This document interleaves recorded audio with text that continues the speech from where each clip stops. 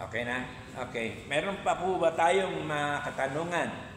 Tanong lang po kayo at sasagutin natin. Okay, may follow-up question si Krista. Go ahead, Krista. Mr. President, ano ko lang po yung kung ang UBTI ay sa panigilan ba or meron pa sa ibang lugar? Maganda yung tanong mo. Gaya na nabanggit ko kanina, tayo po ay lumalabas na. Sa ngayon po, ang isusunod natin, yung magtatayo ng chapter sa Panihi. May mga kontak na tayo sa Hirona at sa iba pang mga bayan-bayan. Kung makikita ninyo, meron na tayong pinopost na membro sa Visayas. Meron na po tayong mga kaibigan sa Mindanao. Ganun po. Actually, may kausap lang ako lately, yung isang classmate ko na taga-Hawaii. Sabi niya, pwede daw siyang tumulong. Sa Canada, nandun po yung isang kapatid ko po na ating tinawaring magiging chaplain international. So, ibig sabihin, lumalawak na po. Ang kulang na lang is pagbasbas pag sila ay nagbukas. Ganun po ang ating gagawin sa ngayon at sa mga susunod pang araw dito po sa UBGBI. Meron pa po? Okay, follow-up question from Vladi. Go ahead, Daily Gazette. Sir, bilang Pangulo ng UBGBI, paano ninyo naipapakita sa inyong pamumuno ang core values na God, family, and country? Maganda yan. Alam mo, binabasa ko yung charter. Ibig sabihin charter yun. Bylaws. Hindi ko nakita doon yung ginagawa namin sa Mason. Isa din po pala akong past master ng Free and Accepted Mason sa Anchor Lodge 159. Kami po ay naglilingkod sa Diyos. Bago kami nagbubukas ng meeting, nagbubukas po kami ng Biblia at may ritual po yun, may ceremony yun. At yun po ang gagawin natin dito po sa masusunod na pag-uusap, susunod na Congress sessions ng UBGBI. Thank you, Vladi. Sir, may follow-up. Sige. Ano pa? Paano ninyo hinihikayat ang mga miyembro ng UPGBI na isabuhay din ang mga core values na ito sa kanilang pang-araw-araw na buhay bilang guardians at bilang pamamayan? Good question. Alam mo yan, paano ka makakahikayat kung ikaw ay lasenggo? Paano ka makakahikayat kung ikaw ay babaero? Di ba?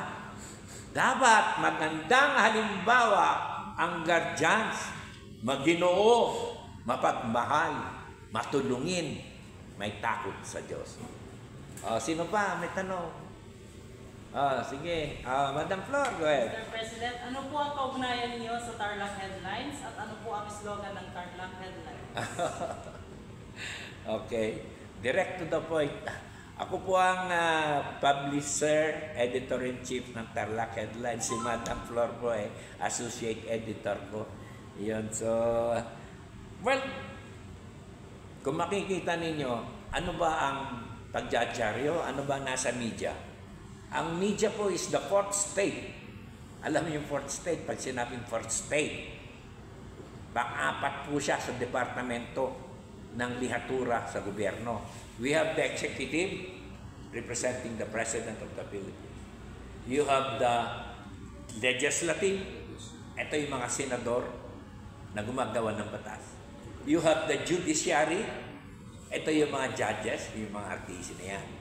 Sila naman yung nag-interpret ng batas. And the fourth state is the media.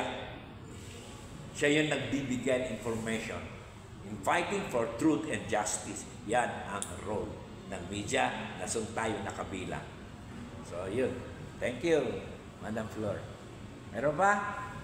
Okay, follow-up question from Lovely. Breaking news. Go ahead. Mr. President, ano naman po ang mga possible solution na may tutulong ng grupo ng UPGBI sa ating lipunan? Lalong-lalo na po sa pagsugpo ng korupsyon at droga, lalo na po sa bayan ng Panihi. Oh, yes. Corruption, sikat na Pilipinas. No? Tayo na siguro ang most corrupt, lalo ngayon sa mga lumalabas yung iniimbestigahan sa DPWH. Trillions of pesos ang parang hinahakot na lang nila, no? Ninanakaw nila sa kaban ng bayan. Nakakatakot, nakakalula. Sabi nga ni Mayor Benji Magalong ng Baguio, dahil siya ay in-appoint na yung special investigator, marami po yan, hindi lang po daan-daan yan. Libo-libo po yan, mga ghost projects na yan. Kaya nagising na ang ating mamayan, maraming salamat at gising na ang bayan ko. Sisigaw tayo, may panawagan ng noise barrage. Ito mga susunod na mga araw, abangan po natin. Tayo po ay sasali sa noise barrage upang magising ng gusto ang mga senador, mga congressman, mapabilis ang ganitong ginagawang karumal-dumal na pagnanakaw na mismo ang ating presidente ang naghayag. Meron pa? Meron pa? Okay, sige, balik sa iyo, Miriam. Mr. President, paano po isinusulong ng UPGBI ang kahalagahan ng pamilya bilang pundasyon ng disiplina, pagkakaisa at mabuting asal ng bawat miyembro? Yes, that's what I said before. We must be united. Yung one for all for one, that means unity. Diba? United we stand, divided we fall. Number 1, pagmamahal sa Diyos, pagmamahal sa kapatiran, pagmamahal sa pamilya. Paano ka masasabi mo, pag umuwi ka, lasing ka, inaaway mo yung pamilya mo? Di ba? Hindi yon ang hangarin ng guardians. Yung hangarin ng guardians ay mapabuti ang kabuhayan ng dapat mga miyembro ay may pagmamalaki ng bayan dahil paglilingkuran nila ang bayan. Bawal ang kurakot sa guardians. Anymore? May tanong pa. Okay, balik tayo kay Madam Flor. Mr. President, ano naman po yung nababalitaan namin na quick response team?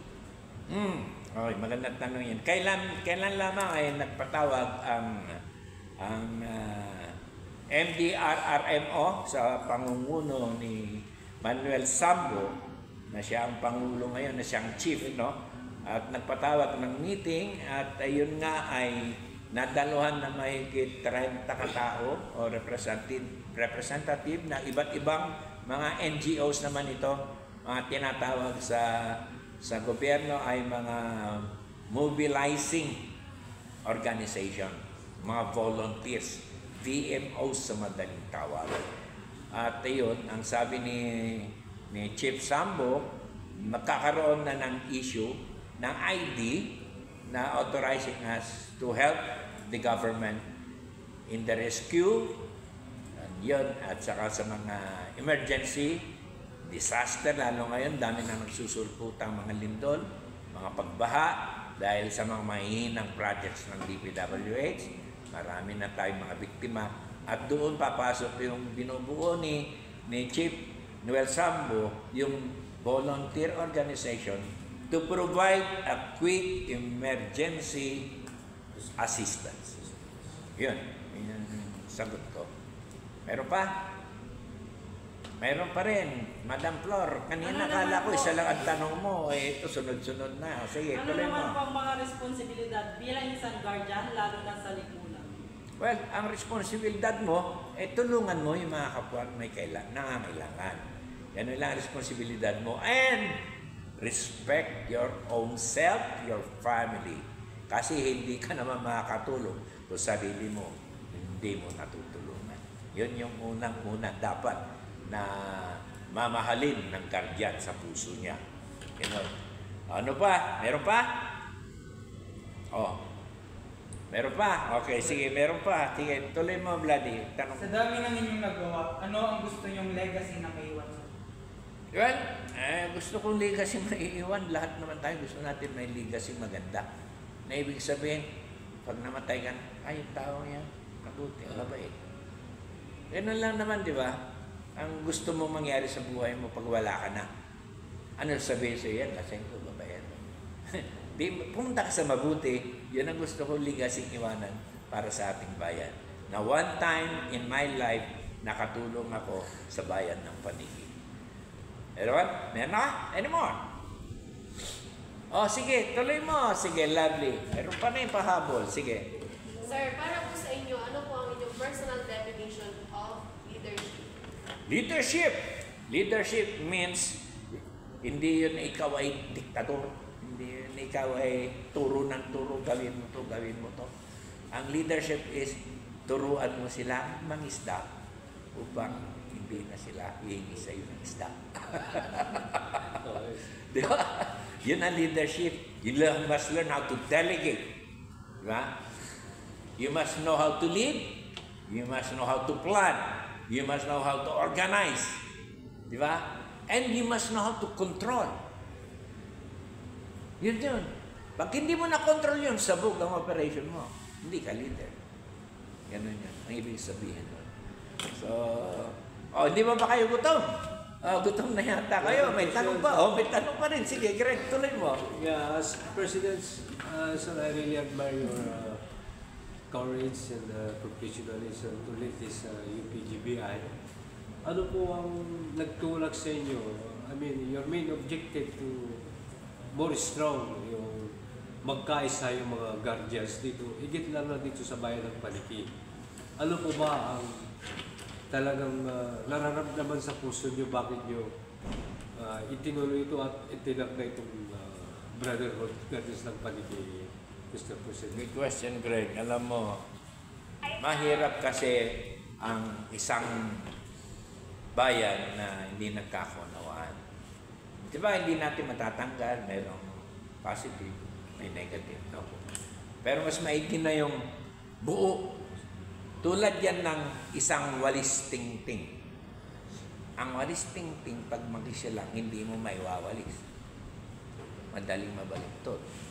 Pero pag tinipon mo yung ting-ting, madaling magwalis, matibay, hindi mo mababalintod. Subalit, tingnan mo ang kawayan. Tumitindig siya pataas. Pero ito ay yumuyuko. Nagpapakumbaba. Yan ang dapat. Ayamping natin yung sarili natin sa walis at kawayan. Thank you. So, yun po. Maraming salamat po at medyo inanda natin yung ating pagkain sa Maikan. Tunda lang po tayo. May tanong pa kayo mamaya po pagdating ni Jude Briones.